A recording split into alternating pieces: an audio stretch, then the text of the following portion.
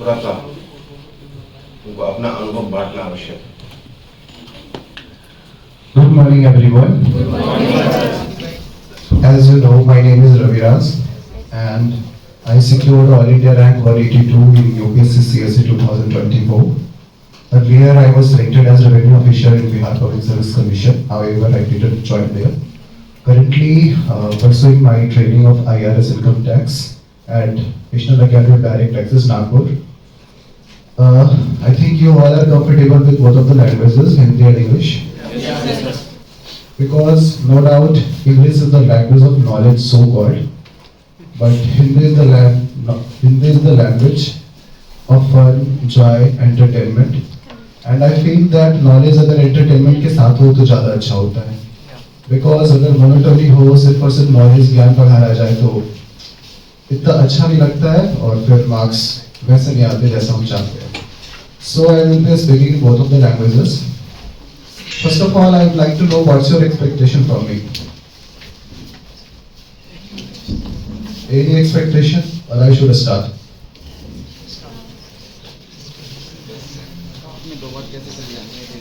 कुछ बताओ कि तुम क्या एक्सपेक्टेशन है। Okay. बस कोई expectation अभी नहीं है, अच्छी बात है. क्योंकि जब उम्मीदें होती है तभी ज़्यादा दिल टूटता है. तो expectation कोई नहीं है तो मैं देखता हूँ फिर.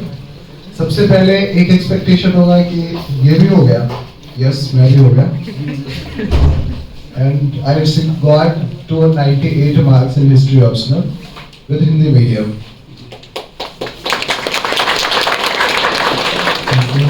So अगर मन में ये भावना हो कि हिस्ट्री में मार्क्स आते हैं तो आई थिंक अब ये टूट चुका होगा विद और ये समझ में आ चुका होगा कि हिस्ट्री में मार्क्स आते हैं और उसमें भी हिंदी मीडियम में मेरे मार्क्स इतने हैं तो इंग्लिश में तो आप कहाँ से कहाँ क्या कर सकते हो.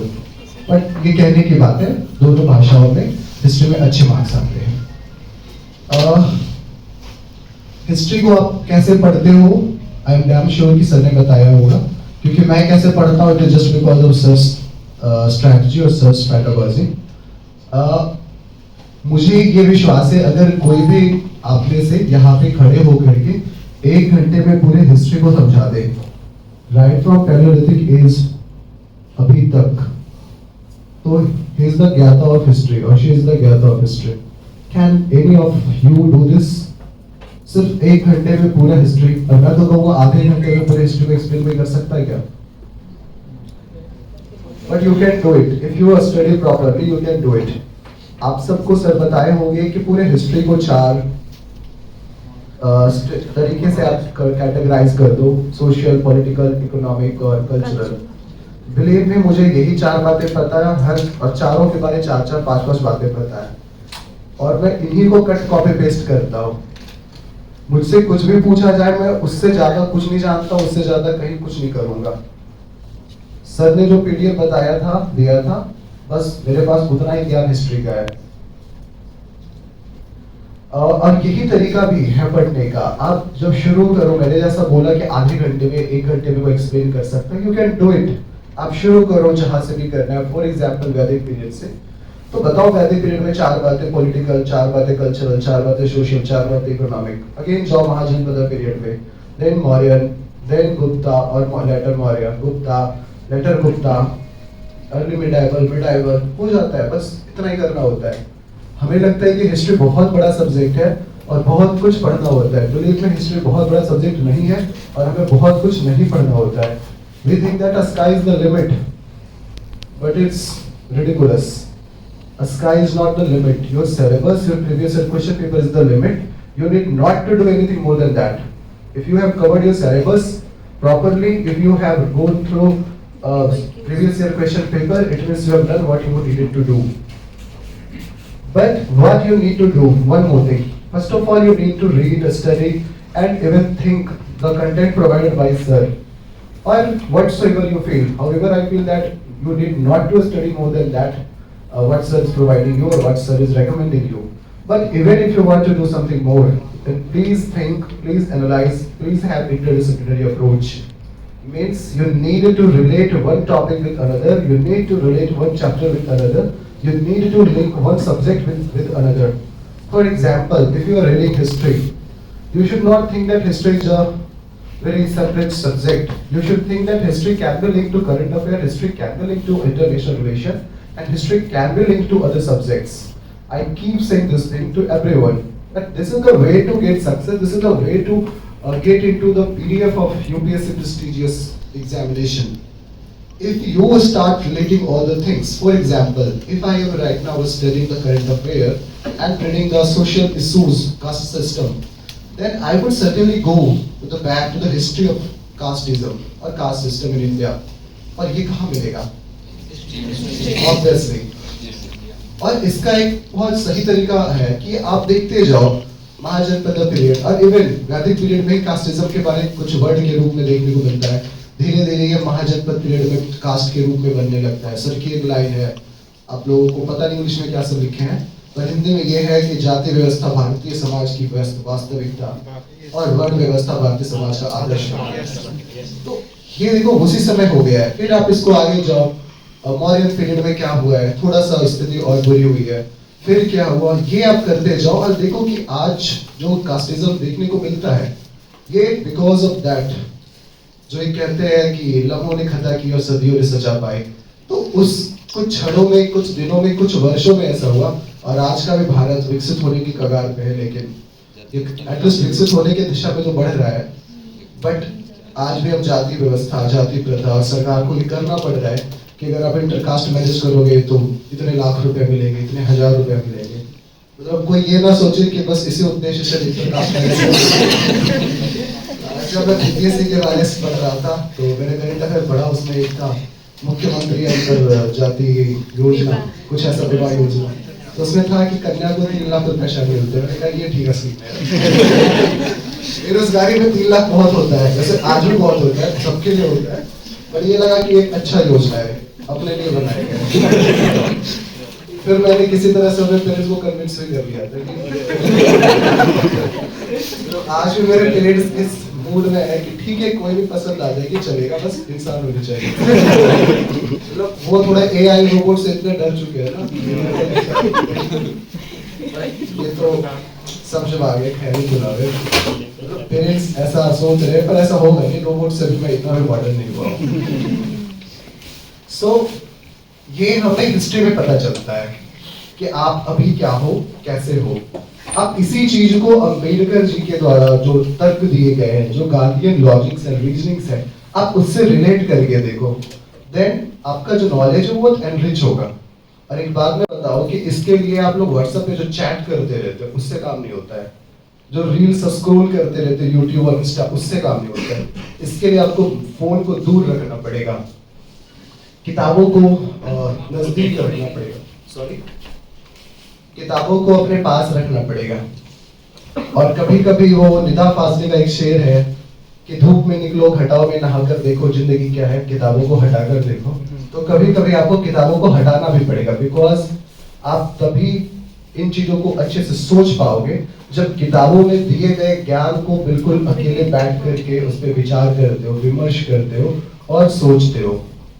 So better to just critically analyze all the things that have been taught by sir, or whatever you study from any source of area or any।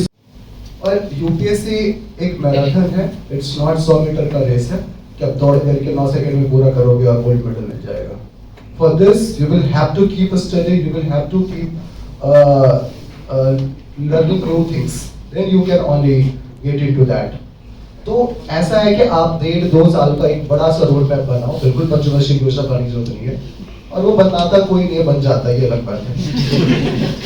By the way ये मेरा 5वां अटेम्प्ट है, तो ये हो जाता है। बट मैंने 4 अटेम्प्ट के बाद चौथे अटेम्प्ट में सफलता पाई है, तो मुझे ऐसा लगता है कि परसिवरेंस बहुत इंपॉर्टेंट वैल्यू सिस्टम है जो आपके अंदर इंटैक्ट होनी ही चाहिए।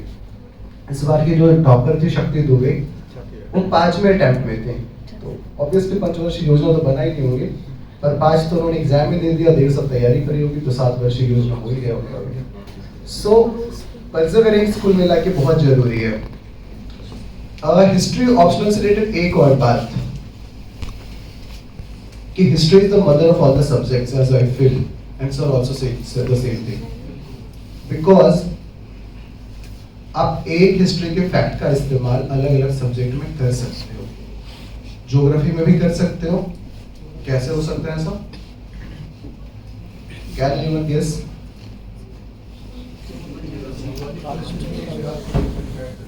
Sorry, very good. तो आप इन चीजों को हिस्ट्री के माध्यम से समझ सकते हो। आईआर को समझ सकते हो हिस्ट्री के माध्यम से। फॉर एग्जाम्पल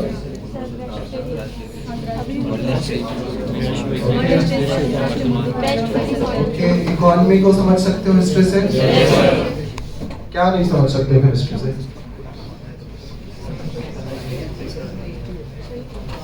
सब कुछ समझ सकते हो, बस ये दिमाग से निकालना होगा जो हिगेल ने कहा था कि हिस्ट्री से कोई कुछ नहीं सीख सकता है। यस, हिस्ट्री से सब लोग बहुत कुछ सीख सकते हैं, बशर्ते हम सीखना चाहे। सो आप हिस्ट्री को इस पॉइंट ऑफ व्यू से पढ़ो। तो ये 3 4 5 बातें थी। अब एक बात जो मेरे से अक्सर लोग पूछते हैं कि भाई 298 नंबर कैसे आ गए। अभी हाल फिलहाल में मैं मेडिकल एग्जामिनेशन दे रहा था, एक ने बोला कि तुम्हारी आत्मा हिस्ट्री से जुड़ गई होगी अभी के टाइम में चैट जीपीटी नहीं लाएगा। तो ये तो मुझे भी नहीं पता कैसे आ गया, मतलब ये ईमानदार आंसर है। और बाकी अगर मैं आप लोगों को कुछ बोलना चाहूँ तो फिर कुछ भी बोल सकता हूँ, बट ये ईमानदार आंसर है कि आपको यूपीएससी अनप्रेडिक्टेबल सर्विस कमीशन है, कुछ नहीं पता होता है। बट यस, उसका एक पैटर्न होता है पढ़ने का और लिखने का पैटर्न होता है जो मैंने फॉलो किया और जिसके कारण मुझे लगता है कि थोड़ी बहुत सफलताएं मिली है। वो ये था कि मैंने चीजों को सिर्फ पढ़ने की कोशिश नहीं की, बल्कि समझने की कोशिश की, नंबर 1। नंबर 2, मैंने लेखन शैली पे बहुत ध्यान दिया। मतलब एग्जाम से पहले मैंने करीब 17 18 20 टेस्ट लिखे थे, हिस्ट्री ऑप्शनल के ऑनली। और इससे शायद ही कोई क्वेश्चन होगा जो मेरे रेंज से बाहर हो। हालांकि टेस्ट लिखने का ये बिल्कुल मतलब नहीं होता है कि टेस्ट वाले क्वेश्चन आपसे पूछे जाएंगे एग्जाम में। उसका बस ये मतलब होता है कि आपका ब्रेन उस एनवायरनमेंट में ढल जाए, नंबर 1। और नंबर 2, नए नए चैलेंजेस को तुरंत टैकल करने के लिए आपका ब्रेन कैपेबल हो। तो इतने टेस्ट के बाद मेरा क्या हुआ था कि मेरा ब्रेन इस कैपेबिलिटी में आ गया था कि मैं किसी भी नए क्वेश्चन को ठीक से टैकल कर सकूं। और तीसरा फायदा भी ये हुआ कि इससे मेरी लेखन शैली, जो मेरी राइटिंग स्किल है, वो काफी अच्छी हुई। तो मैंने अपने एग्जाम में 2 चीजों को फॉलो किया था, छोड़ना एक भी नहीं है, ना तो क्वेश्चन ना तो लाइनें। मींस मेरे पेज पूरे भरे रहते थे। अब यहाँ पे 2 विचार होते हैं। कुछ लोग कहते हैं कि 150 प्लस शब्दों के क्वेश्चन है तो 150 शब्द में ही लिखो, 130 कर दो पर 160 नहीं करो। मैंने टू बी वेरी ऑनेस्ट, मैंने 150 को भी 170 शब्दों में लिखा था। बट यहाँ पे एक रिस्क ये रहता है कि आप टाइम मैनेज कर पाओगे या नहीं, तो ये डिपेंड करता है आपके राइटिंग स्पीड पे। क्योंकि मेरी स्पीड काफी अच्छी थी, मेरे स्क्राइब की भी स्पीड काफी अच्छी थी, हमने प्रैक्टिस काफी करा था, so we could manage this. और जहां लोग 4,000 शब्द लिखते हैं, मैंने करीब 5,000 शब्द लिख दिया था। और मैंने ये कुछ लोगों से सुना है कि आप भर करके लिखोगे, कॉपी में वजन होगा तो आपके मार्क्स में भी वजन होगा, और पिछले साल ये रिफ्लेक्ट एटलीस्ट हुआ था। दूसरी बात कि आप ज्ञान वहां पे नहीं दिखा सकते हो। You can not impress your examiner. आपको लगेगा कि हम उनको तो बिल्कुल इम्प्रेस कर देंगे अपना ज्ञान दिखा करके, बट रिमेंबर, हमारी जितनी उम्र होती है उससे ज्यादा उनका अनुभव होता है, तो हम लोग क्या ही उनको इम्प्रेस करेंगे। सॉरी, कुछ बोल रहे थे? तो इम्प्रेस नहीं कर सकते हैं। हमारे पास जो लिमिटेड नॉलेज है उसको हम अच्छे तरीके से प्रेजेंट कर सकते हैं, स्ट्रक्चर वे में प्रेजेंट कर सकते हैं। जो चीजें ज्यादा इंपॉर्टेंट है उसको सबसे पहले लिख सकते हैं। तो यू शुड ऑलवेज प्रैक्टिस कि जो पॉइंट्स इंपॉर्टेंट हैं हम उसको पहले लिखें, जो पॉइंट्स अपेक्षाकृत कम इंपॉर्टेंट है उसको बाद में लिखें। याद रखना है कि हर पॉइंट पे हमारे पास, हर टॉपिक पे हमारे पास 5-6 इंपॉर्टेंट पॉइंट्स हो। बहुत ज्यादा नहीं पढ़ना है और ऐसा नहीं कि बिल्कुल नहीं पढ़ना है। So this are the things that I did. अब आप बताओ क्या पूछना चाहते हो? सर, थोड़ा रिवीजन के बारे में पूछना चाहता था मैं, आप किस तरीके से रिवीजन करते थे? और रिवीजन का ये है कि मैंने एक बार पूरा सिलेबस करा था, but at the same time मेरा पैटर्न ये होता था कि मैं जो चीज आज पढ़ रहा हूँ उसको कल भी पढ़ूंगा, उसको 1 सप्ताह के बाद भी पढ़ूंगा, उसको 1 महीने के बाद भी पढ़ूंगा, और 3-4 महीने 5 महीने के बाद पढ़ूंगा। और फिर स्वाभाविक है कि एग्जाम आएगा तो पढ़ना ही है। फिर तो कुछ बताना ही नहीं होता है। तो ये मेरा था। अच्छा, क्योंकि मेरी जर्नी थोड़ी लंबी रही, मैंने 5 यूपीएससी अटेम्प्ट अभी तक दे रखे हैं, 3 बीपीएससी का भी दिया तो चौथा भी था, प्रीलिम्स हो गया था, बट तब तक यूपीएससी का रिजल्ट आ गया तो जरूरत नहीं पड़ी आगे देने की। तो उसमें क्या था कि इस 8 एग्जाम के साइकिल के चक्कर में मैंने पूरे हिस्ट्री को या अन्य सब्जेक्ट्स को भी कम से कम 20 बार तो रिवाइज कर ही दिया था। तो यू कैन डू दिस, और रिवीजन में बहुत टाइम नहीं लगता है। अगर आपने एक बार बहुत अच्छे से पढ़ा है और उसके बाद 1-2 अच्छे से रिवीजन कर लिया है बिल्कुल ध्यान के साथ, तो बिलीव में बहुत आसान हो जाता है रिवीजन। बस फोटोग्राफिक मेमोरी की जरूरत होती है, देखते जाओ पढ़ते जाओ। तो this is what you can do. At the same time again थोड़ा सा सोचना शुरू करो, क्रिटिकल एनालिसिस शुरू करो और आंसर राइटिंग शुरू करो। आंसर राइटिंग के बारे में एक बार पहले बता दूं कि शुरुआत में सबको दिक्कत आती है। जो आपके टीचर्स हैं या जो आपके इंस्पिरेशन है, उन सबको वो दिक्कत आती है। बस फॉर्मूला क्या होता है कि आप लिखते रहो, कुछ ना कुछ लिखते रहो, कुछ दिनों में आप सुधार खुद कर लेते हो।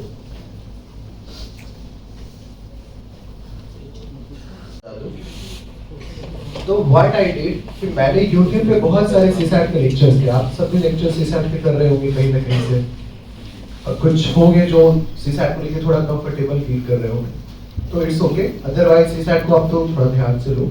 मैंने क्या किया था कि जो इम्पोर्टेंट टॉपिक्स थे मैथ्स के, जैसे नंबर सिस्टम,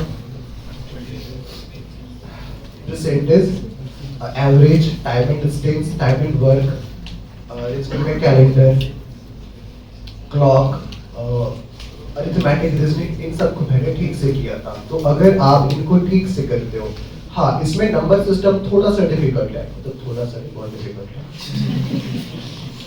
तो हो जाता है। इसके साथ साथ कॉम्प्रिहेंशन पर, बट आई वुड रिक्वेस्ट कि आप सिर्फ और सिर्फ कॉम्प्रिहेंशन को लेकर के मत एग्जाम में एंटर करना, नहीं तो एक और साल लंबी जर्नी हो जाएगी।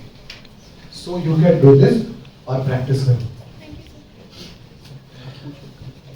कॉम्प्रिहेंशन में एक्यूरेसी तो किसी को नहीं आता।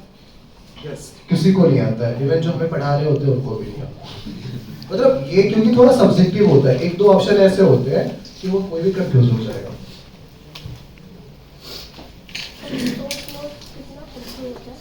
शॉर्ट नोट्स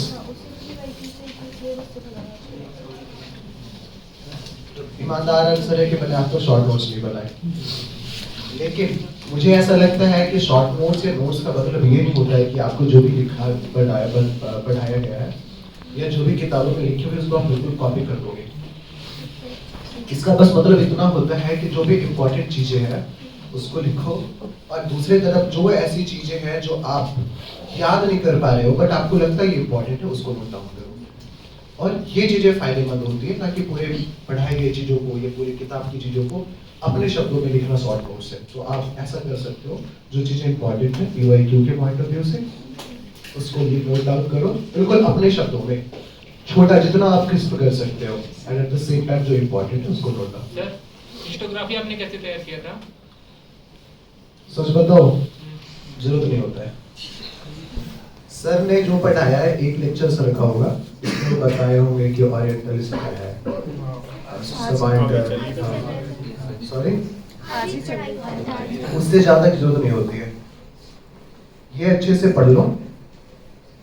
आपको एसेंस पता होना चाहिए कि जो क्वेश्चन पूछा जा रहा है या जो कंटेंट है वो किस पर्सपेक्टिव से है। तो अगर आपको एक बार पता चल जाएगा तो उससे काम हो जाएगा। इसके लिए कोई अतिरिक्त मेहनत नहीं करना है। और बिलीव में कि बहुत सारे हिस्टोरियंस का नाम नहीं याद करना होता है।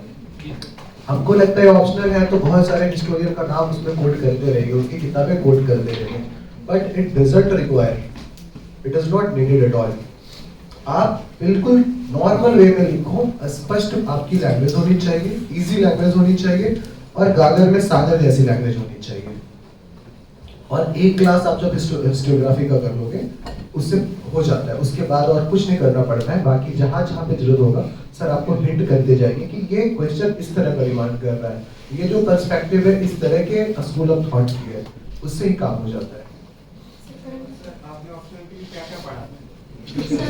सारा पढ़ा, थोड़ा सा पढ़ा तो सारा था, छोड़ा नहीं था। मैं मान के चलता हूँ there is no shortcut of your success, तो आपको पढ़ना पड़ता है। मैंने अब क्या पढ़ा था, सर के क्लासेस लेने से पहले मैंने सिर्फ और सिर्फ आर.एस. शर्मा जो पुरानी वाली थी एनसीईआरटी वाली, सतीश चंद्र और विपिन चंद्र, सारे 11-12 की बुक मैंने पढ़ी थी। उसके बाद सर के नोट्स जो पीडीएफ थे मुझे दिया गया था, उसको मैंने बहुत अच्छे से पढ़ा, और जो सर की बुकलेट्स है मैंने उसको पढ़ा, बट सिर्फ पढ़ा, उसको अच्छे से नहीं पढ़ा था, बिकॉज मुझे ये लगा कि जो पीडीएफ है वो अपने आप में सफिशिएंट है। हाँ, जो उसमें क्वेश्चन आंसर थे ना, उसको मैंने ठीक से पढ़ा था, जो इम्पोर्टेंट क्वेश्चंस थे उसको मैं टिक कर लेता था और उसको बार बार रिवाइज भी करता था। तो मुझे ऐसा लगता है कि एक नज़र तो आप पूरे बुकलेट को डाल ही दो, बट उसमें जो आपको इम्पोर्टेंट दिखता है, जो पीडीएफ में नहीं है, या जिस चीज़ को ज़्यादा ध्यान से पढ़ना है, उसको आप किसी तरह से मार्क कर लो कि आप उसको ज़्यादा फोकस वे में पढ़ सकते हो, और क्वेश्चन आंसर करके देख लेना। सर जीएस के लिए जो पीटी के लिए होता है उसके लिए इसी से काम चल जाएगा या सर कुछ एक्स्ट्रा पढ़ना पड़ेगा, क्लास ना करें जीएस? नहीं, मेरा काम तो पूरा हिस्ट्री में इसी से चल गया था, जीएस पेपर 1 में, मेंस का भी और प्रीलिम्स में भी, तो मेरा तो ये हो गया था। आप देख लो फिर, मेरा हो गया। मैं ये नहीं बोलना चाहूंगा कि मत पढ़ो, अगर 1-2 क्वेश्चन ऊपर आ गया तो कहोगे यही बता के गया था।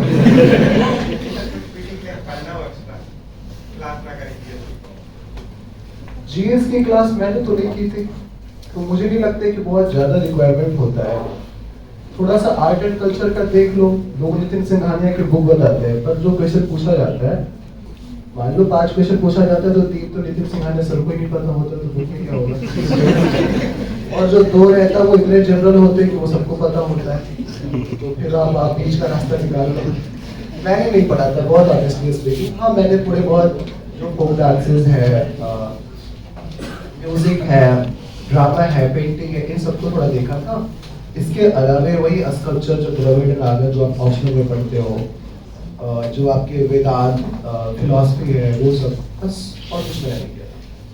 सर लैंग्वेज इंप्रूवमेंट के लिए क्या करें? लैंग्वेज इंप्रूवमेंट के लिए हम 2 काम कर सकते हैं। एक तो मैंने पढ़ना पड़ेगा टेक्स्ट बुक, जो स्टैंडर्ड बुक्स हैं, और न्यूज़पेपर, ये दोनों हमें पढ़ना पड़ेगा केयरफुली, सिर्फ करंट अफेयर के पॉइंट ऑफ व्यू से नहीं, या सिर्फ नॉलेज के पॉइंट ऑफ व्यू से नहीं, बल्कि नॉलेज के पॉइंट ऑफ व्यू से भी, कि अगर हम इस बुक को या इस पेपर को पढ़ रहे हैं तो हमारी भाषा भी बेहतर होगी। इस उद्देश्य से पढ़ना होगा। जो नए टर्म आते हैं, जो नए शब्द आते हैं, आप उसको कॉपी पे नोट डाउन करो, उसको अपने डे टू डे यूजेस में लाओ, नंबर 1। नंबर 2, आपकी राइटिंग प्रैक्टिस होती रहनी चाहिए। आप रोज 1-2 क्वेश्चन का आंसर लिखो, 2 सप्ताह में 1 आध ऐसे लिख लो। और एक जो सबसे अच्छी बात है, जो शुरू के स्तर पे करना चाहिए, कि आप 1000 वर्ड्स का एक पैराग्राफ पढ़ो, एक आर्टिकल पढ़ो, एडिटोरियल पढ़ो, और कोशिश करो कि आप 100-150 शब्दों में उसको आप लिख सको अपनी भाषा में, बिना किसी इंपॉर्टेंट चीज को मिस किए हुए।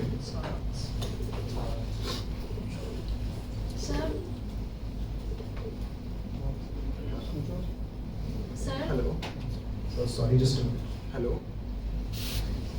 Ajay, can I call you later? Can I call you later? Okay, bye. Yeah please. Sir आपने पीवाईक्यू एनालिसिस डीप में कैसे करा? मैं ऐसा अभ्यर्थी हूँ कि मैं जो बोलूँगा लगेगा ये इंसान कैसे सक्सेसफुल हो गए।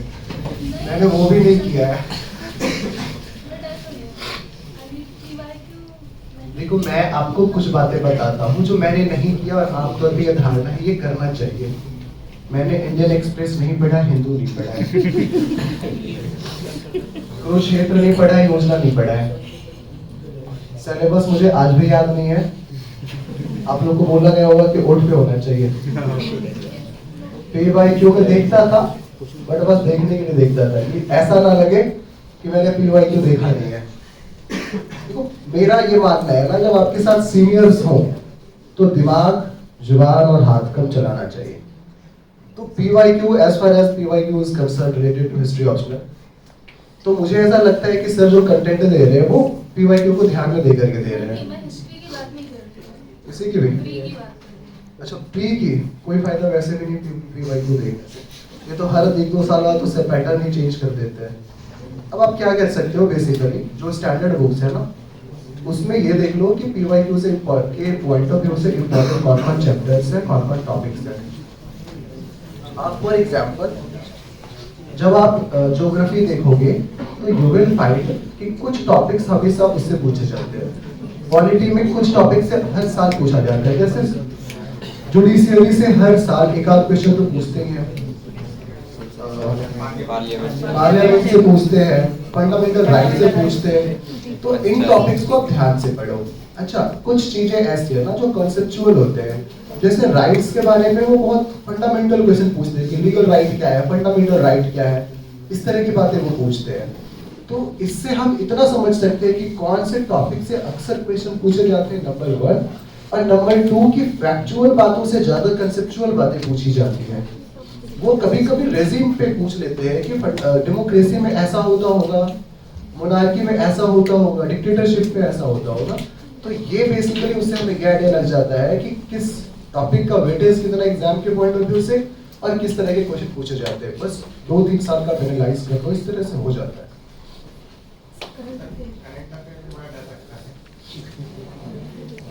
डर लग रहा है, क्या कर रहे हो अभी तक आप उसके बारे में? तभी डर लग रहा है, जब आप कुछ करोगे तो कोई डर नहीं लगेगा।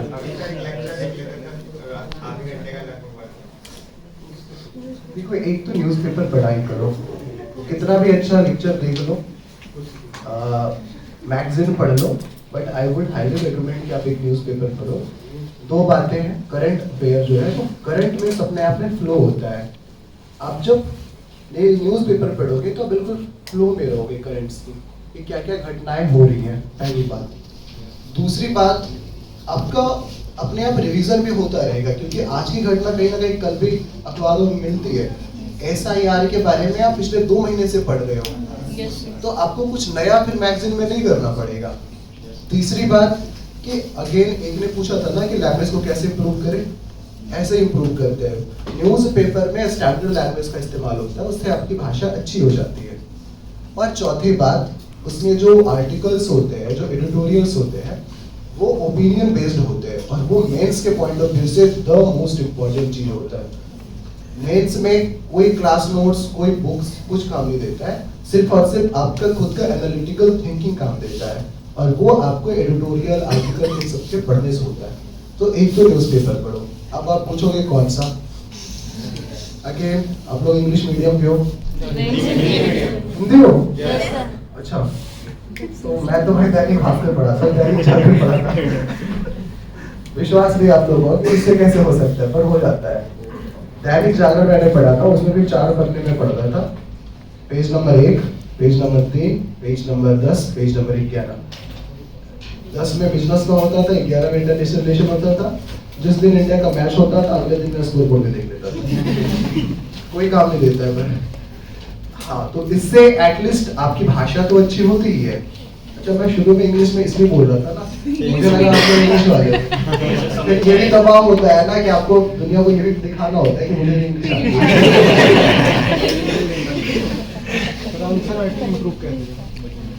तो इस पे पहले देख लेते हैं करंट अफेयर पे। तो मैं एक न्यूज़पेपर पढ़ो। एक एप्लीकेशन के बारे में हमेशा सबको सुझाव देता हूँ, आप लोगों को भी सुझाव दूंगा। एक ऐप है AFEIAS, प्लीज उसको नोट डाउन कर लो, ऐप इंस्टॉल कर लो। उसमें कुछ आर्टिकल्स होते हैं, एक सेक्शन उसमें होता है न्यूज़ क्लिपिंग्स का। उसमें हिंदी और इंग्लिश के न्यूज़पेपर्स के जो सबसे इम्पोर्टेंट और रेलेवेंट आर्टिकल्स और एडिटोरियल्स होते हैं, उसके क्लिपिंग्स होते हैं। आप AFEIS, academy for excellence, A for apple, F for E for exercise। तो AFEIS का वो इंस्टॉल करो, उसमें प्रेस क्लिपिंग्स, न्यूज़ क्लिपिंग का एक सेक्शन आता है, आप उसको देखा करो, पढ़ा करो, जो इम्पोर्टेंट आर्टिकल्स होंगे आपके पॉइंट ऑफ व्यू से। वैसे उसमें सिविल सर्विसेज के पॉइंट ऑफ व्यू से रिलेवेंट होते हैं, पर हो सकता है कि आप किसी टॉपिक में सहज हो तो उसको मत पढ़ो। दूसरी बात, क्लास में यहाँ पे आपको गाइडेंस प्रोवाइड किया जाता है? नहीं। पहले आप लोग खुद से इंश्योर हो जाओ क्या होता है। अगर दिया जाता है तो मंथ के एंड पे जब भी प्रोवाइड किया जाता है तो आप उसको बहुत ईमानदारी से पढ़ो। अच्छा, ईमानदारी से पढ़ो, साथ में ये ध्यान देना है कि रिवाइज भी करना है। तो जो इम्पोर्टेंट चीजें होंगी ना उसको आप टिक कर लो। क्यों? क्योंकि आपको एग्जाम से पहले रिवाइज भी करना है। तो इस तरह से क्या होता है कि आप करंट अफेयर को उस समय पढ़ रहे हो पेपर के साथ में आप मैगजीन देख रहे हो। दूसरी बात, अगर करंट अफेयर की क्लासेस होती हैं तब आप उसको फॉलो करो, नहीं तो कोई भी एक अच्छा सा यूट्यूब चैनल देख लो जो महीने में या वीकली 1-2 घंटे का लेक्चर प्रोवाइड करता हो। हर दिन 1 घंटा न्यूज नहीं देखना है, हर दिन 1 घंटा के यूट्यूब चैनल नहीं देखना है, बिकॉज अपने पास ना इतना समय है और ना एग्जाम में इतना कुछ जरूरी होता है। फॉर एग्जाम्पल, जब आप डेली न्यूज एनालिसिस देखोगे, कुछ टीचर्स ऐसा करते हैं यूट्यूब पे जिनके 1-1 घंटे के होते हैं, उससे 2 प्रॉब्लम्स होता है। एक तो 1 घंटा एक दिन में देना होता है, दूसरी बहुत सारी ऐसी जानकारियां होती है ना जो हमें याद ही नहीं होने वाला है। तो जो याद ही नहीं होगा उसको देख करके क्या करेंगे, टाइम का वेस्टेज है। और तीसरी बात ये है कि हमें प्रीलिम्स में सिर्फ और सिर्फ 45% क्वेश्चंस ही करने हैं। हम 100% के लिए क्यों एफर्ट करें? प्रीलिम्स में टॉप करके किसी को कुछ नहीं आज तक मिला है। टीना डाबी का प्रीलिम्स में मार्क्स सिर्फ प्रीलिम्स के कटअप से 1-2 मार्क्स ज्यादा रहा था और वो टॉप कर गए। सो प्रीलिम्स में टॉप करना वो बेकार है, एक तरह से बददुआ है क्योंकि आपको मेंस हैम्पर हो रहा है ना फिर। सो करंट अफेयर को इस तरह से कर सकते हो। हो सकता है कि आपका शुरू का आंसर सही ना हो, बट आप लिखते रहो। कोशिश करो कि जो क्वेश्चन के डिमांड है उसके अकॉर्डिंग आप सप्लाई करो, उसको मीट करो, नंबर 1। नंबर 2, क्वेश्चन आंसर में करंट अफेयर को जरूर शामिल करो। पॉइंट्स छोटे रखो, जैसे कुछ लोग पॉइंट में लिखते हैं, ज्यादातर लोग पॉइंट में लिखते हैं, कुछ लोग पैराग्राफ में लिखते हैं। बट मुझे इतना पता है आप लोग पैराग्राफ में, मैं कहूँगा भी तो नहीं लिखोगे, क्योंकि पैराग्राफ में लिखना इतना आसान नहीं होता है। और अभी ये धारणा बनी हुई है कि पॉइंट में लिखेंगे तो आंसर आएगा, तो पॉइंट में लिखो। पॉइंट बिल्कुल छोटे होने चाहिए, 5-6 शब्दों के, और उसको किसी ना किसी एक फैक्ट के साथ सप्लीमेंट करो। फॉर एग्जाम्पल, अगर पॉइंट पूछा गया है कि देश की अर्थव्यवस्था अभी कैसी है, अगर मैं रहूंगा तो लिखूंगा कि अच्छी है, जो भी इंट्रोडक्शन में, और जो आर्ग्यूमेंट्स देते हैं लिखेंगे संतुलित मुद्रास्फीति। उदाहरण देना है तो 1.33% दिसंबर 2025। पॉइंट मेरा था संतुलित मुद्रास्फीति या निम्न मुद्रास्फीति, और मैंने सप्लीमेंट किया एक फैक्ट से कि 1.33% कब है, तो दिसंबर 2025 में। तो इस तरह से आपको लिखना पड़ेगा, और ये बहुत अभ्यास के बाद आता है। तो आप इसके लिए हर दिन 1 से 2 प्रश्नों का अभ्यास करो। इंटीग्रेटेड अप्रोच ठीक होगा sir, topic to topic link कर अगर लिखें। एब्सोल्युटली, यही तो मैं कह रहा था शुरू में कि आपको एक सब्जेक्ट को दूसरे सब्जेक्ट के साथ कनेक्ट करके पढ़ना है, एक टॉपिक को दूसरे टॉपिक के साथ कनेक्ट करके पढ़ना है। तो ये आप अगर करते हो, और अगर आपके आंसर में कुछ और सब्जेक्ट का थोड़ा सा रिफ्लेक्शन मिलता है तो और ज्यादा आंसर की क्वालिटी इनहेंस होगी। बट अगेन, वो क्वेश्चन अगर हिस्ट्री का है तो उसको हिस्ट्री ही रहने देना, उसको करंट अफेयर नहीं बनाना है। सर, हिस्ट्री के अलावा सब्जेक्ट्स में कैसे क्लासिफाइड करें कि क्या नहीं पढ़ना है? क्या नहीं पढ़ना है, अगर इसको देखना है तो पीवाईक्यू देखो। देखो, प्री का पीवाईक्यू से आप बहुत ज्यादा आइडिया नहीं लगा सकते हो, बट मेंस के पीवाईक्यू से बहुत आइडिया आप लगा सकते हो। प्री में तो कुछ भी कभी भी किसी भी तरह का हो जाता है,